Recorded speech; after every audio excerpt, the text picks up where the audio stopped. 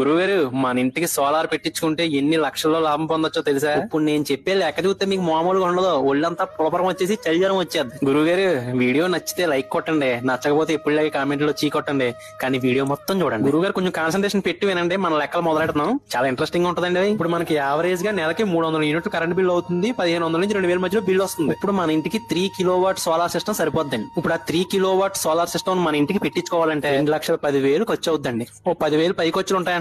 ఈ అమౌంట్ అన్నది 10,000 20,000 ఇంకా ఎక్కువ తీసుకోవచ్చు కొన్ని చోట్ల, అది మనం మాట్లాడుకోవడం బట్టి ఉంటది. 2,10,000 గవర్నమెంట్ ఇచ్చి సబ్సిడీ 78,000, సబ్సిడీ తీసేగా ఇంకా 1,32,000 మనం కట్టాలి. మనకి సోలార్ వేయడానికి వచ్చిన కంపెనీ వాళ్ళు ఆ 2,10,000 మొత్తం లోన్ ఇప్పించేస్తారు మనకి బ్యాంకులు చాలా మాట్లాడి. ఇంట్రెస్ట్ వచ్చి 6%, అంటే బాగా తక్కువ. ఈ విషయంలో మనం ఏం తిరగక్కర్లేదు, అన్ని సోలార్ సిస్టమ్ వేసే వాళ్ళే మనం చూసుకుంటాం. ఇప్పుడు మీరు 2,10,000 లోన్ తీసుకున్నారు కదా, కానీ గవర్నమెంట్ నుంచి వచ్చే 78,000 సబ్సిడీ ఉంది కదా, అది మీ అకౌంట్ లో పడుతుంది. దాన్ని తీసి లోన్ అకౌంట్ లో వేసేయండి. ఆ సబ్సిడీ తీసేగా ఇంకా 1,32,000 నెలకి 2,000 చొప్పున ఈఎంఐ పెట్టమని. ఇప్పుడు మీ లోన్ 6 సంవత్సరాలు 3 నెలల్లో తీరిపోతుంది. అసలు వడ్డీ కలిపి మీరు 1,50,000 కడతారు. ఇక్కడ నుంచి మీకు అసలైన లెక్క ఉందన్నమాట. ఈ సోలార్ సిస్టమ్ కి 25 సంవత్సరాలు వారంటీ ఇస్తున్నారు మనకి. ఈ 25 సంవత్సరాలు మనం ఏం భయపడక్కలే, మన ఇంటికి సోలార్ ఉన్నట్టే లెక్క. మనం పెట్టించుకున్న 3 కిలో వాట్ కి యావరేజ్ 360 యూనిట్లు నెలకి జనరేట్ అవుతుంది పవర్. కాబట్టి మన కరెంట్ బిల్లు ఆల్మోస్ట్ జీరో. ఆ బిల్లుకి బదులుగా మనం ఈఎంఐ కట్టుకుంటాం 2,000. 25 సంవత్సరాలు వారంటీ అనుకున్నాం కదా, అందులో 6 సంవత్సరాలు లోన్ కడుతున్నాం. ఇంకా 19 సంవత్సరాలు మనకి ఫ్రీగా కరెంట్ వస్తుంది. ఫ్రీగా కరెంట్ వస్తుంది కదా అని మనం ఎప్పుడు కట్టే కరెంట్ బిల్ డబ్బులు పాడు చేయకండి. ఇప్పుడు యావరేజ్ గా మనం కట్టే కరెంట్ బిల్ రూపాయలు 1,500 రూపాయలు అనుకుని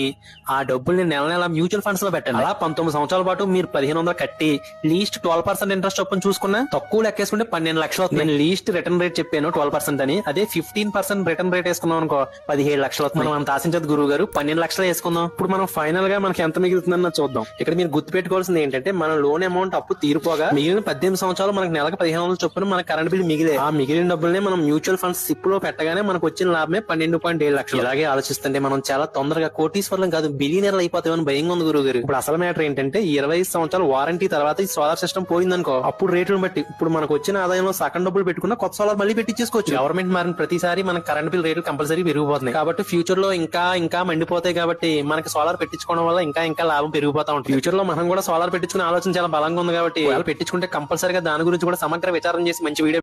గురువు గారు మన ఇంటికి